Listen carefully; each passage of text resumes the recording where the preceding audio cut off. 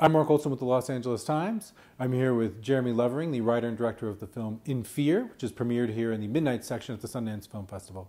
Jeremy, your film, it's about a young couple. They haven't known each other for very long. They go on a sort of, in what really is a simple setup. They get lost in their car trying to find a romantic country inn, and then things go horribly wrong.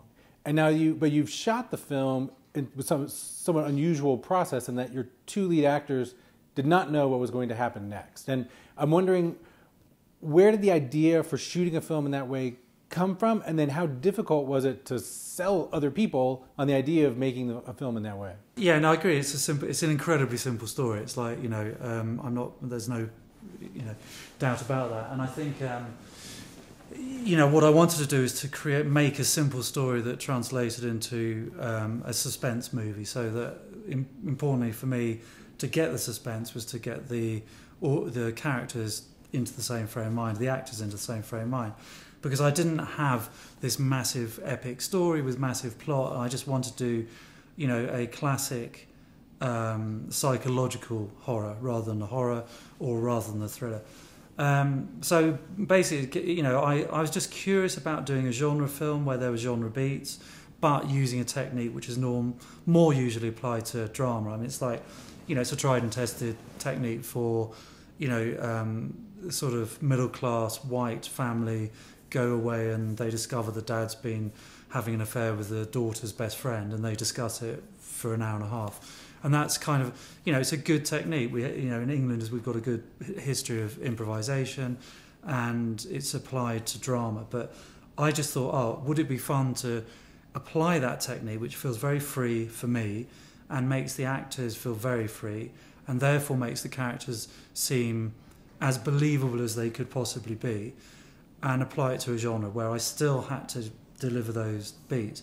So in selling it, I think that was your question. It's like, I had to basically write a beat sheet, which proved that at its lowest, almost, if I delivered a film that did all the beats, they at least had something that they could then market as a, not very good but workable movie, and then everything else was on top of that. So they kind of had faith that it was working as a genre film, and then they were as excited about applying the free technique to that as I was. So I think I didn't really have to convince them that it was a good idea to film it in that way. I think it was very much a case of, for this story, as this simpler tale to work the most effectively, it needs to have something different, and that something different was the process or the way of filming.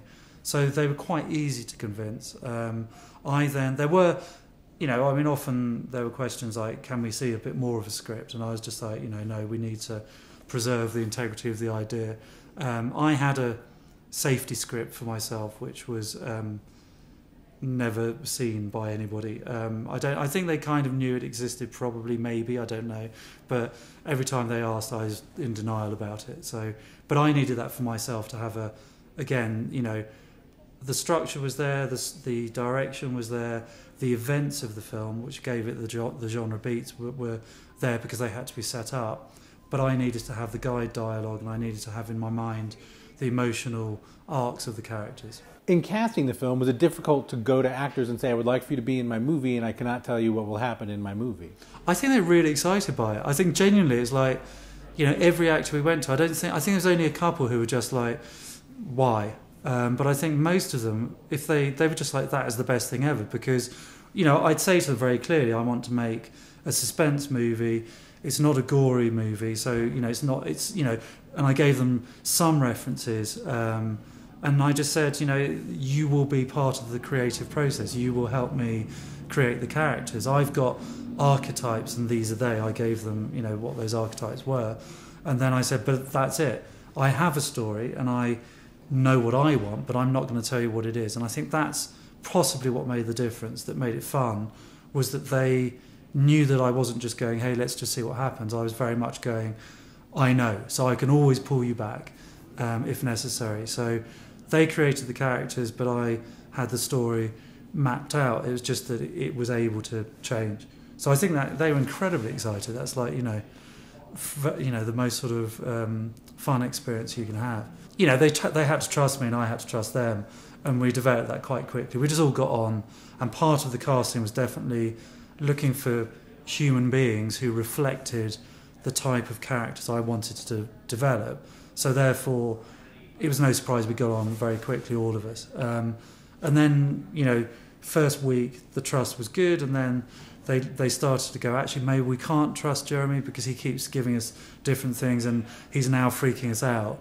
Okay, we have to trust the fact that we can't trust him and just go with it. So it kind of was an evolving process of trust, non-trust. I think it's weird, very weird. And then, was there ever any moments where the process created like headaches, or were a problem sort of production-wise? Like, what were some of the specific challenges maybe of trying to make a movie in that way? Because did the crew know everything that was going to happen? No, because the script, like I said, it's one of the things we did. Every day we typed up the script at the end of the day that we'd shot, so that we could then work on the next bit of the script and then issue the crew with pages in the morning. So they never had a whole script, they just had pages, so they knew exactly what was going on the day before. Obviously, you know, if we set up certain events, you know, the horror events, if you like, they were talked about long in advance because of, you know, design and production. So it was a mixture of things where the crew knew what was going on in terms of, you know, the events, but they didn't know what the characters would necessarily be talking about. And actually they didn't in the end anyway, because we would drive off in the car. I think it was the most boring film for crew, because literally they were like, set it up, and then we drove away, and they'd be like, okay, see you in an hour. And I couldn't work out why people were getting quite restless, and they complained more about the weather than they would have done. And suddenly I was like, oh yeah, they can't, you know, they're not seeing anything, and they're not, you know, so we had a kind of edit room screening just to show people we were actually making something rather than just driving around. So the crew were kind of, but they, you know, they knew the key events, and then we discussed like with, you know, makeup and wardrobe, that was obviously a continual process of discussion of the emotional state, and I wanted to, you know, Alice actually gets paler, you know, that we apply some whitening to her as we go through it. And so obviously that had to be very precisely worked out. Her hair stopped being washed at a certain point, so and so on and so on. So those conversations in terms of production with the, you know, makeup or whatever, were very clear. And similarly with design, it was, you know, certain things were happening. But the biggest change, I think, was the emotional pitch, where they were changed. So I had to then, in the night, or, you know, the day, because we were shooting at the night, I had to then reinvent certain parts of the script. Only in terms of the drama, not in terms of the events, but the drama. So if they weren't as scared as I thought they were going to be, if they were more scared, I didn't then try and change that. I tried to keep it where they felt comfortable. So the next day I could, you know, work on what they'd given me. And I think that was it was tough, because it means you're kind of, you know, constantly keeping on your toes, and there isn't a script to say to them, well, look, you've got to be at this emotional level. But I enjoyed it. I mean, that's more fun too. But were there any points where you felt like, oh, I'm punishing these poor young people, and like, as if did you ever feel there was almost some sadistic aspect of the fact that you're just like scaring these two kids for the whole shooting? Yeah, definitely. I wasn't deliberately avoiding it. There were two moments where I don't know how much we're talking about the plot and stuff. I can't remember. It's up to you. Well, there's one moment where you know, it's the boy and the girl in the car, and and something bad happens to her, and it involves her being removed out of the car, let's put it that way. And they had no idea that was coming. And they thought basically what I'd done is position it so it was the reconciliation moment, the classic midpoint reconciliation, where they'd been through blaming each other, suspicious of each other, their loyalty had been tested, and then he was a bit tearful because he'd not stood up to the mark and he'd felt he wasn't good enough, blah, blah, blah. So he was apologising to her, and she was accepting it, and it was a gentle tone, and she suddenly pulled away from him. And he's like, what, you know, where? And he just went into, I've never seen anybody move out of a car so fast to try and rescue someone. And he just thought it was real. But at that point, he's a very dedicated, he's not method, but very enters the zone actor. And he went into shock. I mean, he literally he went white, he started shaking, and I was like, oh no, it's like, he's forgotten that he's the actor. He's like, it's like, and then I was like, oh no, I'm Lars van Trier. I've become, dancer in the dark. I've pushed it far too far. And that was the biggest example. And I think up to then it was quite fun. I played tricks on them and counter direction to each of them, or conflicting direction, and it was fine. And then at that moment, that was the most sort of violent in terms of them not expecting it. With her, it was, and this was really tough. There's a moment where she has to make a choice, and it's a betrayal. And I felt the character as she had created it with me would make that choice, and I think most human beings would. They'd only known each other for 2 weeks. They weren't a long married couple, and they weren't a brand new, and they weren't mates or whatever. They were, they'd only known each other for 2 weeks. So ultimately, she was probably going to save her skin and sacrifice him. But because of the filming process, obviously that was 3 weeks into the shoot. So they developed their relationship over 3 weeks as actors, and she found that really, really tough. And her choice was not to go for the betrayal, but I felt that I needed it for the story, but I felt it was the most honest approach to what I witnessed as the characters rather than what the actors were doing. So she found that tough. Everyone was emotionally primed because, you have to remember that it's like, if you've got a script, scene 20, the bad man's going to hit me over the head. Scene 21, I survive and it's okay. They'd had nothing, so they were always waiting to be hit over the head and die, and they didn't know whether it was one of them or someone else. So there was no downtime, there was no scene where they could relax, and as a result they were emotionally very sort of prickly all the way through, I think.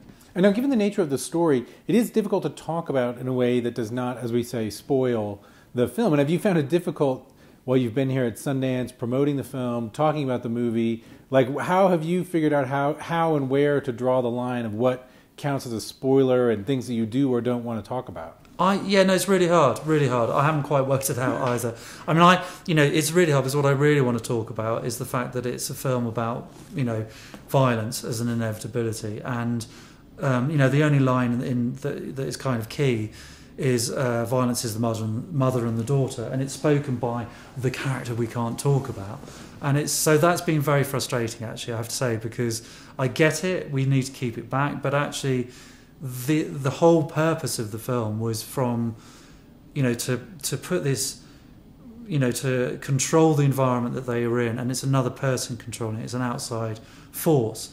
And so that he's a, agent provocateur, he keeps pushing and pushing until they break. And that's the story, is can you push someone to the point where he will go to violence, and therefore once he's gone to violence he brings it back on himself. And the hardest thing is her act of, at the end, where she becomes, it's an act of violence. We kind of cheer it because we want it to happen, but the purpose of the film was that at that moment she's no better than someone who's been corrupted. She kills. And without being able to talk about that, as I now have done, it's kind of, I'm only giving half the film and the purpose of the film. So it's like that. It is hard, and I think it's much more interesting that when the, when the whole is talked about, when it's relevant or perceived, I think. Thank you, Jeremy Levering, writer and director of In Fear. Pleasure. Thank you very much, Mark. Really, thank you. Thank you.